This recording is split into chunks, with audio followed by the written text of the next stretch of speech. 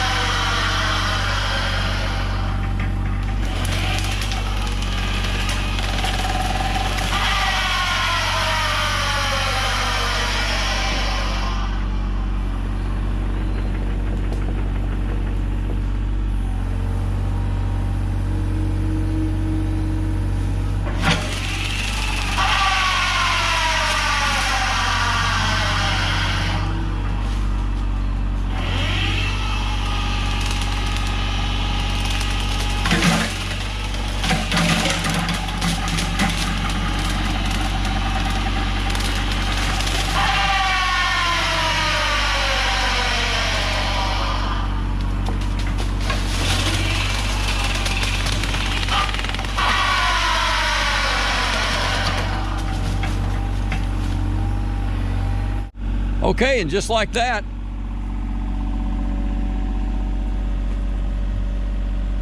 that beech tree is no longer got any limbs sticking out over the trail. So we've got about a mile of trail to do just up on top, and we'll see how this goes. Okay, so one of the really important things when using this cutter is obviously before you move the machine, you need to lower the cutter back down into more of a travel position just for stability. But it's really working really well. The other thing is this cutter, this machine's probably a little underpowered for this, because when you rev up the motor like this, now you can only move left or right or lower your hydraulics. You can't spin the hydraulics and then raise the boom up with much control at all. It'll eventually go up, but it's very jerky. It's just because it doesn't have enough flow to do two powerful functions at the same time. But overall, I'm really impressed with this cutter, and it's doing exactly what I do.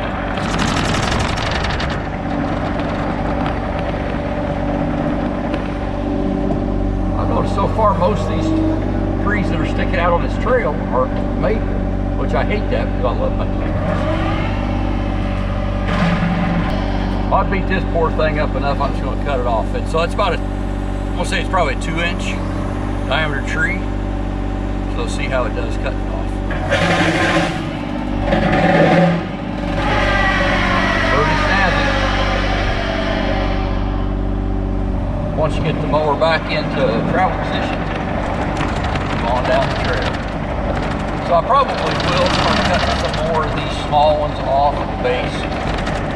Realistically, for that, I can just about run over them with the tractor push on.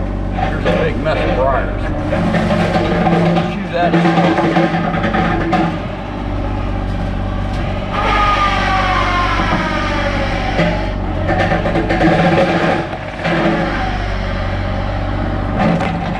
that was a little beech tree. I don't mind tearing it.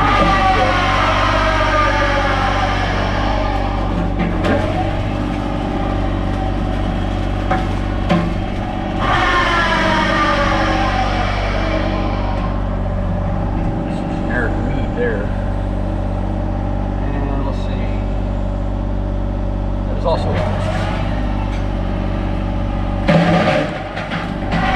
was beech trees. Two of them.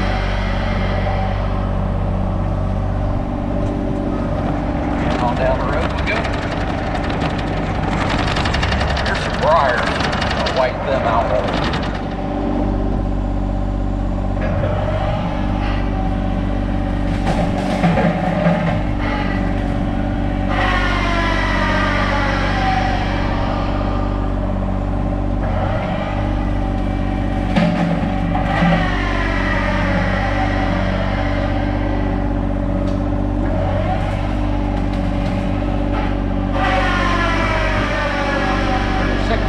Right next to us, I'm going to be very careful not to hit it. I don't know that they're really worth anything, but I really like them. Didn't touch it. The other thing I like about spending time in the woods is just trying to identify trees. I'm not that good at it, but every bit of time you spend out in the woods, the better you get. Let's see, we're going by to a poplar tree, and I'm not sure what that one is. I think it's one of those cherry trees. I found that on this property we've got quite a few cherry trees, but an awful lot of them rot and fall over about the time they get to about 18 inches diameter. So I think I cut out 6 of them on my little hill.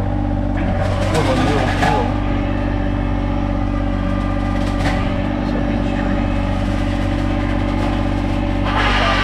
Trying to destroy it, it'll be alright. They do provide food for deer and other wildlife. They're really to stay on most of the winter. I think they finally come off when the new ones grow out.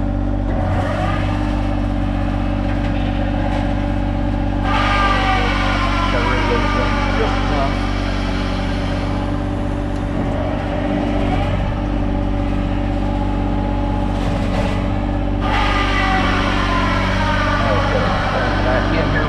Travel on down the road. I'm just kind of concentrating on the left side here, and the reason I'm doing that is because I've got to come back and I can do the left side when I'm coming back the other way. That is a super popular tree.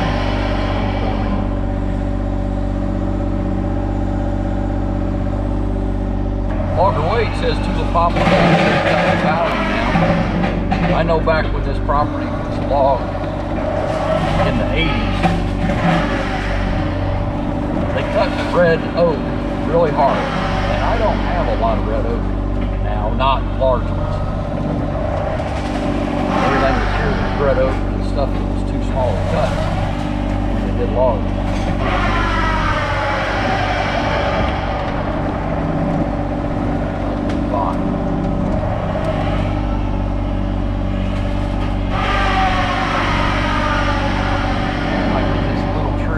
What that is, I'll look at it. But I bounced off that tulip poplar. It wasn't playing.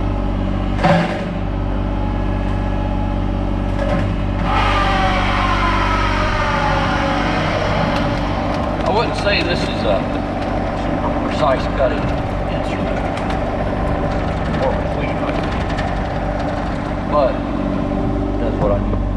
Okay, so that tree, that one is, but it's just about too big for me to cut, so I'm going to try and take some of this off.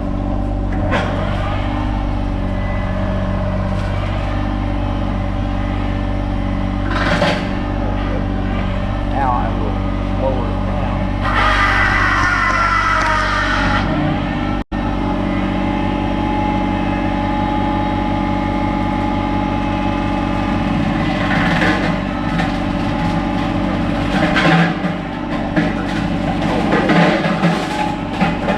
This does a really good job. You get on top of a small tree and lower it down, it pretty much just eat that wood. So it's not a mulcher, but it pretty much do some.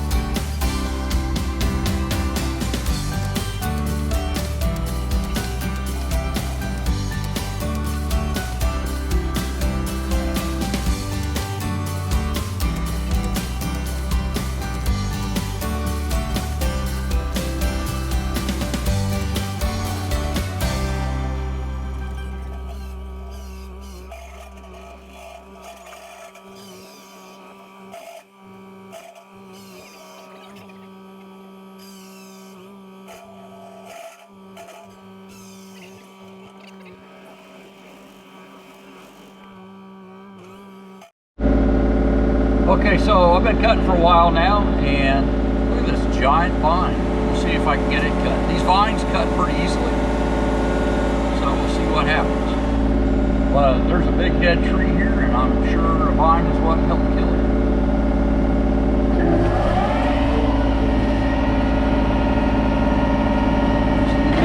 Oh yeah, look at that.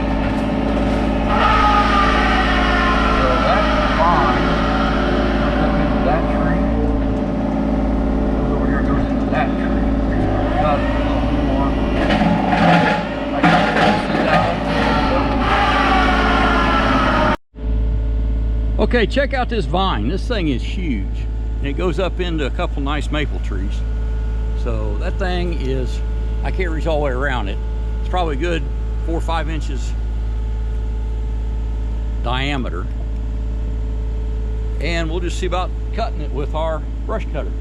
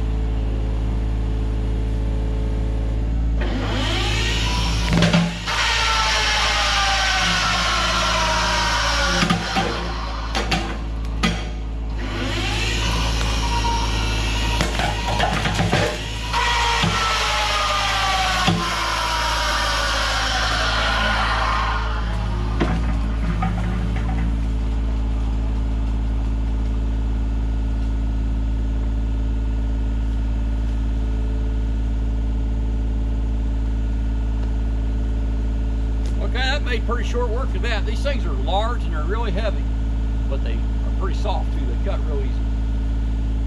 So I probably cut, I know I've cut at least 20, maybe 2 dozen of these things since I've been out here, but I haven't showed you every one of them, but that's the biggest one I've done. So nice job, brush cutter. That's from Rut. That's Rut Manufacturing's Brush Eliminator on the John Deere 35G. Pretty sweet little setup.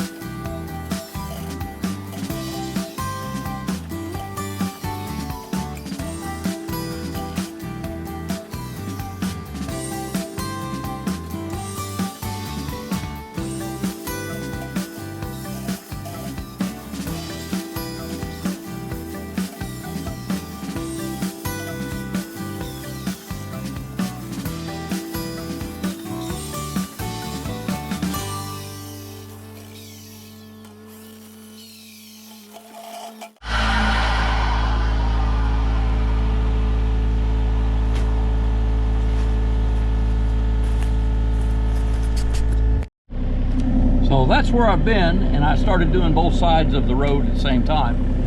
But now I've gotten to a juncture where this goes out and makes a big loop, and you can go down to the beaver pond. So what I think is I'm going to make a fast loop through here and then head it back to the barn. I think this is going to be a massive improvement over what we had. So thanks a lot for watching. This Rut Brush Eliminator with a John Deere 35G, it's a heck of a tool. So our new Lexan windshield worked really well too. So have a great day and be safe. Hope you liked the video.